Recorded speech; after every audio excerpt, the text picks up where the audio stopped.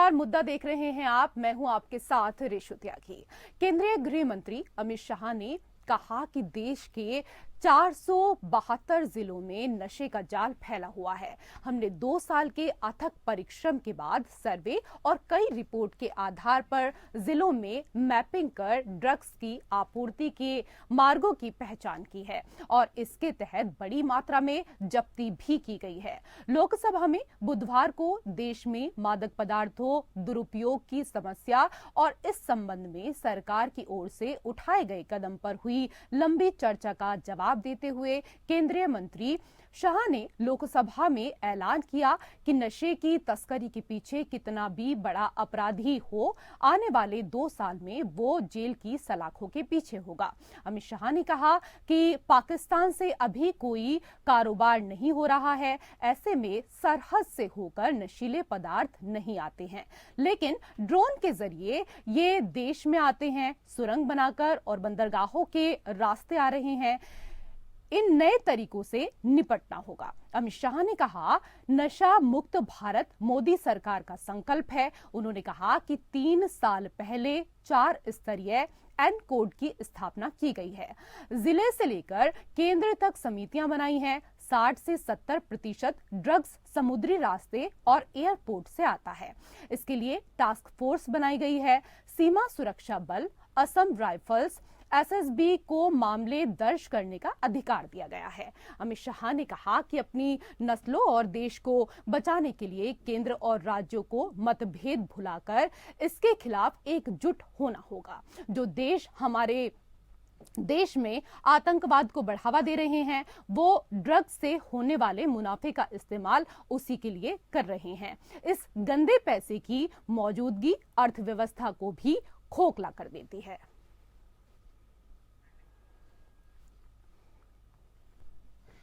नई पीढ़ियों को बर्बाद कर रहा ड्रग्स, आतंकवादियों को भी खाद पानी इससे मिलता है। गृह मंत्री अमित शाह ने संबोधित करते हुए कहा कि ये लड़ाई केंद्र या राज्य की नहीं है, बल्कि ये लड़ाई हम सबकी है और हम सबको मिलकर इसके लिए लड़ना होगा। अमित शाह बोले, देश के 472 जिलों में नशे का जाल फैला हुआ है, मैपिंग कराई गई। केंद्रीय मंत्री अमित शाह ने लोकसभा में ऐलान किया कि नशे की तस्करी के पीछे कितना भी बड़ा अपराधी क्यों ना हो, आने वाले 2 सालों में वो जेल की सलाखों के पीछे होगा। उन्होंने कहा कि हमने 2 साल के अथक परिश्रम के बाद सर्वे और कई रिपोर्ट के आधार पर जिलों में मैपिंग कर ड्रग्स की आपूर्ति के मार्गों की पहचान की है और इसके तहत बड़ी मात्रा में जब्ती भी की गई है।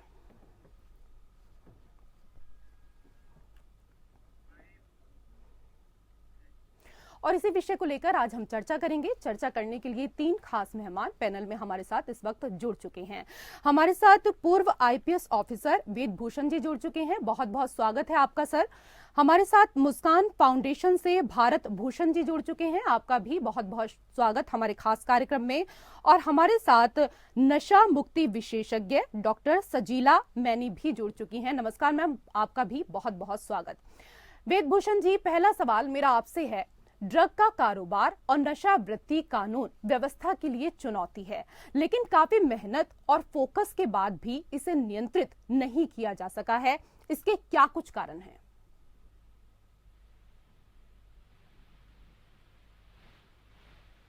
सर, आवाज मिल पा रही है आपको मेरी?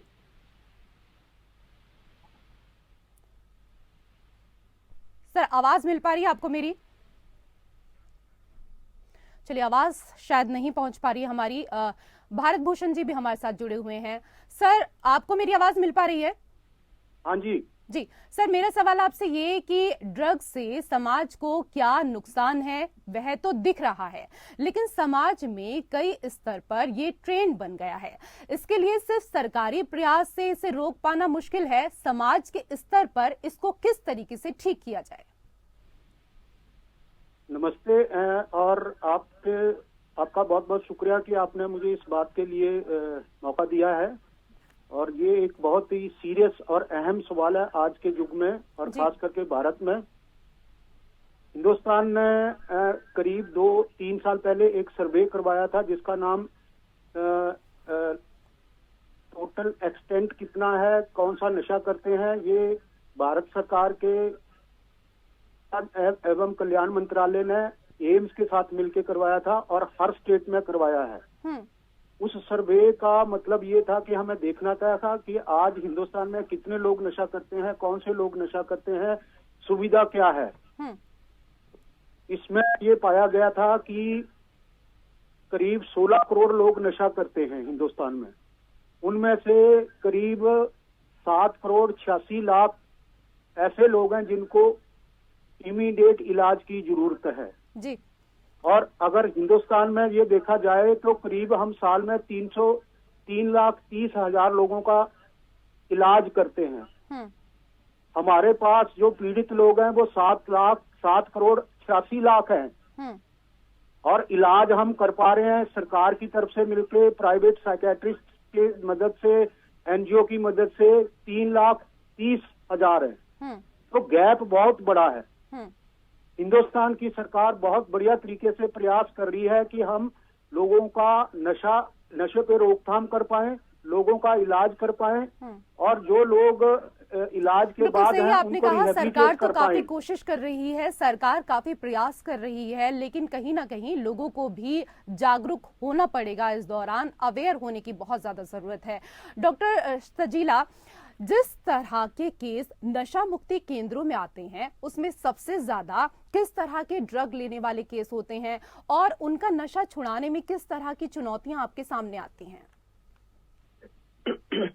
नमस्कार जी। जी नमस्ते। सबसे पहले मैं अमित भाई की वॉइस से साउंड कर रही हूं।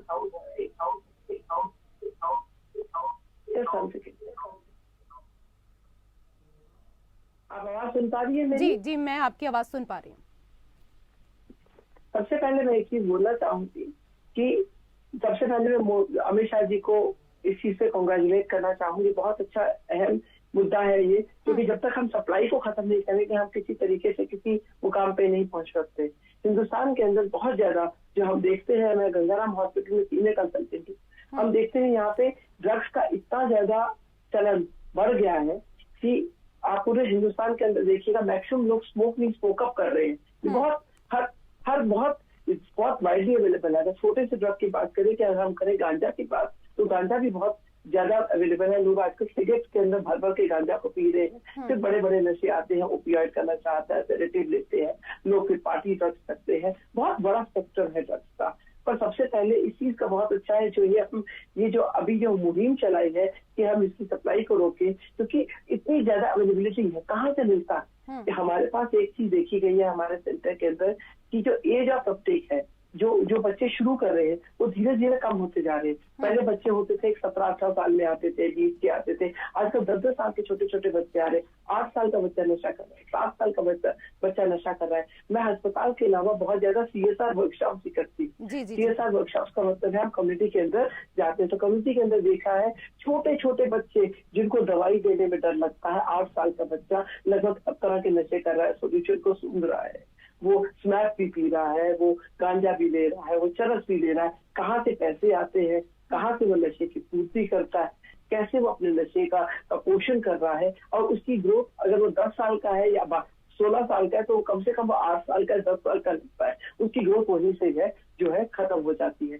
अगर हम हिंदुस्तान का पूरा स्पेक्ट्रम देखते हैं तो बहुत ज्यादा नशा इतना ज्यादा वाइड स्प्रेड हो गया है कि आप सोच नहीं सकते। एक नशे वाला दूसरे नशे वाले को बनाता है, और मैक्सिमम जो लोग हैं, जितने भी जो छोटे छोटे ड्रग पेडलर्स हैं, वो सारे नशे वालों को ये पकड़ते हैं। तो इसीलिए जो बहुत ज्यादा गहरा फंसा हुआ है। हमेशा अभी तक किसी भी सरकार ने इस चीज से बहुत तगड़ी, बिल्कुल सही आपने कहा, चुनौतियां बहुत सारी हैं। 10-10 साल के बच्चे ड्रग्स ले रहे हैं, कैसे उनको समझाया जाए, कैसे इन चुनौतियों से पार पाया जाए।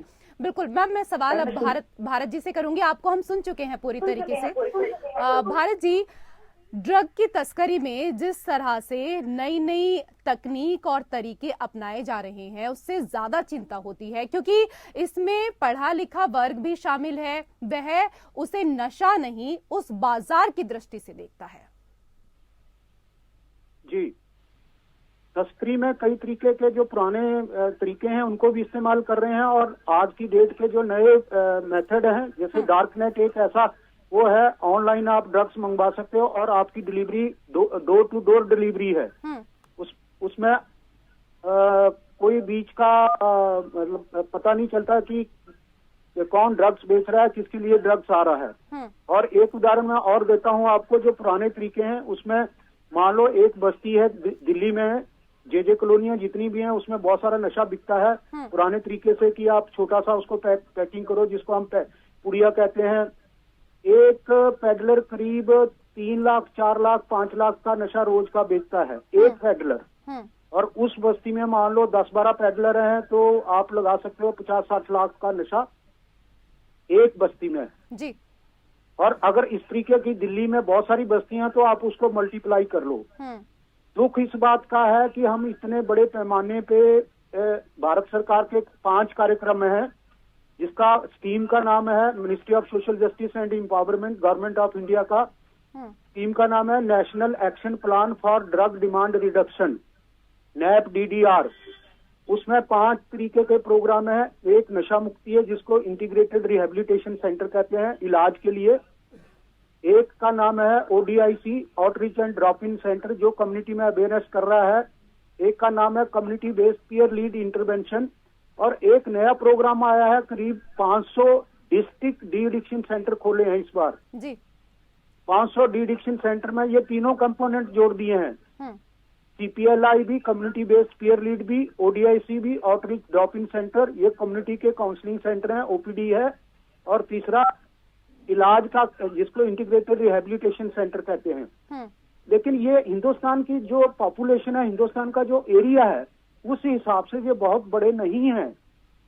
तो सरकार का कुल मिला के आप कह सकते हो 1500 प्रोग्राम है पूरे हिंदुस्तान में, जिनको सरकार ग्रांट दे रही है, तो इलाज कर रहे हैं, अवेयरनेस कर रहे हैं। लेकिन अभी भी अवेयरनेस स्कूलों में जो होना है, सरकार प्रोग्राम चला रही है, इस दौरान जगह जगह अवेयर को लेकर प्रोग्राम चलाए जा रहे हैं, और बहुत सारी जानकारियां भी लोगों से बातचीत करके इस दौरान अपने आसपास के लोगों को देखकर भी पता चलती है कि कहां पर किस तरीके से बड़े पैमाने पर ये नशे का जो, ये ड्रग्स का जो कारोबार है वो चल रहा है। अभी आपने जैसे कि बात दिल्ली की, यहाँ पर की बस्तियों की आपने इस दौरान बात की, तो हम अक्सर देखते हैं CP में जाते हैं तो कितने छोटे छोटे बच्चे वहां पर ड्रग्स लेते हुए नजर आते हैं। हमारे साथ वेदभूषण जी भी जुड़ गए हैं। सर, बहुत बहुत स्वागत है आपका हमारे खास कार्यक्रम में।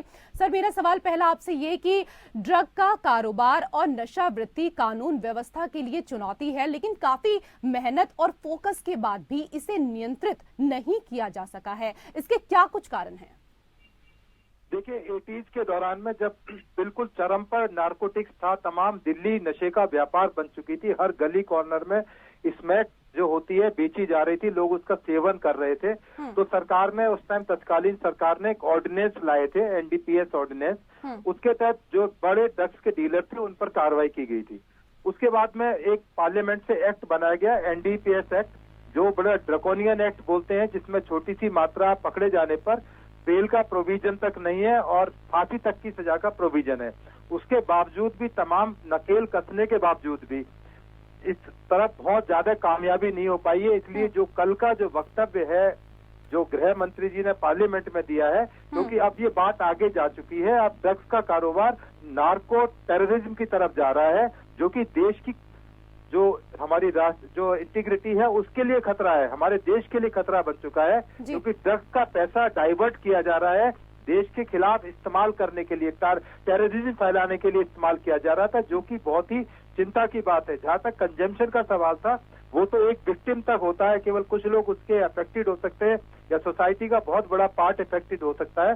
परंतु कल जो पार्लियामेंट में बिल्कुल सही कहा सर आपने कि ड्रग्स का जो पैसा है वो डाइवर्ट किया जा रहा है, और यही कल अमित शाह जी ने भी कहा कि नई पीढ़ियों को बर्बाद कर रहा है ड्रग्स, और आतंकवाद को भी इससे खाद पानी मिल रहा है। ड्रग्स माफियाओं पर लगाम कब, इसी को लेकर लगातार हम चर्चा कर रहे हैं, और 3 खास मेहमान हमारे साथ पैनल में मौजूद हैं। वेद जी, आपसे समझना चाहेंगे, ड्रग अब कारोबार और हथियार दोनों हैं, और इसका पूरा व्यवस्थित नेटवर्क है, प्रोडक्शन से लेकर सप्लाई तक की चेन है। इसमें विदेशी समूहों का हस्तक्षेप कितना है और देश के भीतर इसे ऑपरेट करने वाले ग्रुप का अनुपात कितना है? ज्यादा चुनौती किस लाइन को कंट्रोल करने में है? ड्रग्स से घिरा हुआ है। यदि आप देखें, पाकिस्तान, अफगानिस्तान, बांग्लादेश और इवन नेपाल और थाईलैंड, तमाम से ड्रग्स का आदान प्रदान होता है। और इंडिया एक ऐसा कंड्यूट बना, एक चैनल बना हुआ है जिसके रास्ते से ड्रग्स अक्सर आ रही हैं और जा रही हैं। परंतु चिंता की बात उससे आगे ये है, क्योंकि उसका पैसा जब भी डिस्कशन चल रहा था, अब उसका आतंक के लिए इस्तेमाल किया जा रहा है। उसके बारे में तमाम जो एक नारकोटिक्स कंट्रोल ब्यूरो है और जो स्टेट के कंट्रोल ब्यूरो है, तमाम मिलकर काम कर रहे हैं। उसके बावजूद भी कहीं ना कहीं सामंजस्य की कमी है। इसलिए कल ये जोर दिया गया है कि सबको कोऑर्डिनेशन के साथ काम करना है, जिससे कि उस पर अच्छा प्रहार किया जा सके और कामयाबी की दिशा में एक अच्छा कदम साबित हो सके। तो उम्मीद है कि सरकार ने भी यही उम्मीद जताई है कि शायद सभी संस्थाएं, जो भी चाहे स्टेट की हैं, चाहे वो सेंट्रल गवर्नमेंट की हैं, वो कन्फ्रंटेशन की स्थिति में ना रहकर एक कोऑर्डिनेशन के साथ काम करें, जिससे कि एक मजबूत जवाब दिया जा सके। अभी आपने देखा कि पीएफआई का भी लिंक बताया गया था, जिसको सरकार ने बैन किया है। उसका भी लिंक कहीं ना कहीं से टेररिज्म की तरफ था और कहीं ना कहीं इस तरह का पैसा उसमें इस्तेमाल किया जाता था, क्योंकि इस तरह को पैसे को इस्तेमाल करना एक बहुत इजी साधन है, क्योंकि आप ड्रग्स बेचकर उसको पैसे में कन्वर्ट कर सकते हैं। यदि 1 किलोग्राम हेरोइन यदि इंडिया में, दिल्ली से आप कामयाब हो जाते हैं अमेरिका में ले जाने तक, तो वो 1 करोड़ में कन्वर्ट हो जाती है। तो आप इसमें सोचिए कि 1 किलो ड्रग्स, केवल 1 किलो स्मैक 1 करोड़ में कन्वर्ट हो जाती है। इतना मोटा पैसा इसमें इन्वॉल्व है, इसलिए बड़े बड़े स्टेक होल्डर हैं। आपने देखा होगा बड़े बड़े गैंग्स के नाम आते हैं।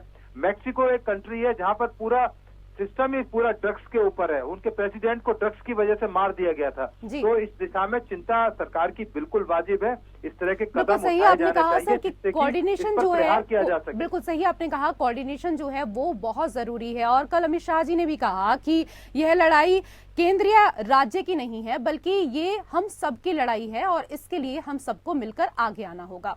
सजीला जी, यह भी कहा जाता रहा है कि नशे की सप्लाई एकदम बंद होने से समाज में उग्रता बढ़ जाएगी, क्योंकि जो इसके आदी हैं उन्हें हर हाल में ये चाहिए। इसमें कितनी सच्चाई है? देखिए, ऐसे है कि अगर सप्लाई बंद करनी है तो एकदम ही करनी पड़ेगी। ऐसे धीरे धीरे करके हम बहुत कड़ा स्टेप ही उठाना पड़ेगा, अदरवाइज हम इसकी किसी भी तय पे नहीं जा पाएंगे। हम हर हफ्ते एक डिस्कशन में आते हैं, उसके बाद कुछ नहीं होता। ये 10 साल से चल रहा है, 20 साल से चल रहा है। हमें एक प्रॉपर ठोस चीजें चाहिए। देखिए, 2 चीज है। एक चीज है अवेलेबिलिटी, उसको हमको बहुत बुरी तरीके से एड्रेस करना है। हर 50 गज में एक बंदा बेच रहा है। मतलब आप देखिए, हर चीज से लीगल इलीगल से हम सारी चीजों से सिगरेट बेच रहा है। वो हर सिगरेट बेचने वाले मैक्सिमम लोग भी आपका गांजा भी बेचते हैं, चीजें भी बेचते हैं। तो अवेलेबिलिटी जो है वो बहुत बड़ा फैक्टर है, जिससे हमें एड्रेस करना है। अगर हम एकदम बंद कर देंगे तो भी उग्रता नहीं बढ़ेगी। अगर ये देखा गया है कि अगर कोई भी नशा है, एक हफ्ता अगर ना मिले ना किसी को, तो कोई प्रॉब्लम नहीं होती। थोड़ा बहुत उसका विड्रॉल आएगा, थोड़ा बहुत उसका अर्जेस आएंगी। वो हमारे पास पर्याप्त चीजें हैं जिससे हम उसको हैंडल कर देंगे। ठीक है, लेकिन इसके साथ ही प्रॉपर तरीके से दवाइयां हैं, सपोर्ट है, जिससे हम प्रॉपर तरीके से उनको हैंडल कर देंगे। और हम नशा भी जब छुड़वाते हैं तो हम पूरा ही छुड़वाते हैं, हम कम नहीं कराते उसको। ये नहीं कराते कि कम नहीं होता, उसका नशा भी होता है, पूरा ही खत्म होता है। और उसके सारे विड्रॉल, उसके सारे और ये सारी चीजें मेडिकेशन द्वारा भी हम उसको बिल्कुल आपने सही कहा। लेकिन इसके साथ ही ड्रग की आपूर्ति रोकने के साथ ही इसके पीड़ितों को चिन्हित करना भी आवश्यक है, ताकि उन्हें उपचार दिया जा सके। बिल्कुल सही बात है, उनको उपचार देना बहुत जरूरी है। देखिए, 2 चीजें, एक है प्रिवेंशन, दूसरा है ट्रीटमेंट। इसको हमको बहुत अच्छे से समझना है। प्रिवेंशन मतलब जो नए लोग हैं वो इसके अंदर ना पड़े। अगर सप्लाई कम हो जाएगी, सप्लाई बंद हो जाएगी, तो प्रिवेंशन अपने आप हो गई। तो जितने पीड़ित है वो हमारा फिर कम रह जाएगा ना सिस्टम, कि पीड़ितों को हम लोग फिर उसको उस हिसाब से हैंडल कर दिया जाएगा। उस हिसाब से देखिए, बहुत चीजें हैं, बहुत सारे नशे हैं, जब नहीं मिलते हैं तो कोई फर्क नहीं पड़ता है। इंसान थोड़ा बहुत वो करता है, थोड़े से विड्रॉल आते हैं, थोड़ा हर एक जगह का अलग अलग विड्रॉल आता है, वो हैंडल हो सकता है। हमारे पास पर्याप्त उतने ही विशेषज्ञ है, पर्याप्त मेडिकल साधन है, जिससे हम चीजों को हैंडल किया जा सकता है। बिल्कुल, चीजों को हैंडल किया जा सकता है। भारत जी, गृह मंत्री ने कहा कि जब तक जिला स्तर पर इस विषय की मीमांसा नहीं की जाएगी तब तक हमारी लड़ाई सफल नहीं होगी। इस पर आपकी क्या राय है? दोबारा बोलिए सर, मेरा सवाल ये है कि गृह मंत्री ने कहा कि जब तक जिला स्तर पर इस विषय की मीमांसा नहीं की जाएगी तब तक हमारी लड़ाई सफल नहीं होगी। इस पर आपके विचार, आपकी राय क्या कुछ है इस पर? बहुत खूब कहा उन्होंने, लेकिन मेरा तो और भी नीचे जाने का वो है। मेरा सुझाव है कि जिला स्तर नहीं, तहसील तक जाना है, गांव तक जाना है, पंचायत तक जाना है। नशे ने ऐसा इन्फिल्ट्रेशन किया हुआ है कि आज आपके छोटे से गांव में you name it and drugs are there available. कोई ऐसा गांव नहीं बचा। I belongs to one district of Himachal Pradesh और उस जिले का नाम है Kangra, one of the famous district. उसका मेरा एक छोटा सा गांव है, पर वहां पे कम से कम 5 नशा मुक्ति केंद्र खुल गए हैं। इट मीन्स नशा है वहां पे। तो जो हमारे माननीय गृह मंत्री ने कहा है, हम तो उससे भी आगे जाने की सलाह दे चुके हैं कि आपको पंचायत लेवल तक, फिर आपको जिला परिषद लेवल तक, फिर तहसील लेवल तक, फिर जिले पे। अभी हमारे भाई वेदभूषण जी ने, मेरे बड़े अच्छे दोस्त हैं, जो जानकार, उन्होंने कहा है कि ये लड़ाई हमारे देश की लड़ाई है। ये किसी जिले की, किसी राज्य की या किसी सरकार की नहीं है। और ये लड़ाई दुनिया के बड़े बड़े देश हार चुके हैं, जैसे अमेरिका है, ब्रिटेन है। वॉर अगेंस्ट ड्रग्स आज से 40 साल पहले शुरू किया था उन्होंने, वो लोग हार चुके हैं। और मैं चाहता हूं कि हिंदुस्तान ये ना हारे। ये मंशा हमारे हर नागरिक की होनी चाहिए। There are two conditions. एक है जिसको हम कंट्रोल करते हैं और दूसरा है इरेडिकेशन। जैसे भारत ने पोलियो के केस में और स्मॉल पॉक्स के केस में उसको इरेडिकेट किया है। अब टीबी पे उनकी नजर है, लेकिन उससे पहले है कि वो नशा मुक्ति को भी साथ लेके चले। जैसे हमारी डॉक्टरनी ने बोला है कि इलाज की और रोकथाम की लड़ाई साथ चलनी है। अगर आप तो इस पे रोकथाम लगाते हो या आप किसी तरीके से सप्लाई बंद करते हो, तो 3 तरीके के प्रोग्राम है दुनिया में। एक का नाम है सप्लाई रिडक्शन, जो हमारे वेद साहब करते रहे हैं, पुलिस के बहुत सीनियर अफसर रहे हैं। उसके बाद है डिमांड रिडक्शन, जो इलाज कर रहे हैं, जैसे मैं कर रहा हूं, मैडम डॉक्टर गंगाराम से जो डॉक्टर हैं शायद वो कर रहे हैं। तीसरा एक नया तरीका है जिसको हम हार्म रिडक्शन कहते हैं। तो ये तीनों की तीनों इकट्ठी चलनी चाहिए। कोई एक चला के आप कंट्रोल नहीं कर सकते। बिल्कुल सही आपने कहा, हमें कंट्रोल करने की वो करनी है। और सबको एकजुट होकर इस दिशा में कार्य करना चाहिए, क्योंकि ये पूरे देश की लड़ाई है। तो सफल नहीं होंगे। बिल्कुल सही आपने कहा। एकजुट होंगे तभी सफल हो पाएंगे इस विषय में हम सब।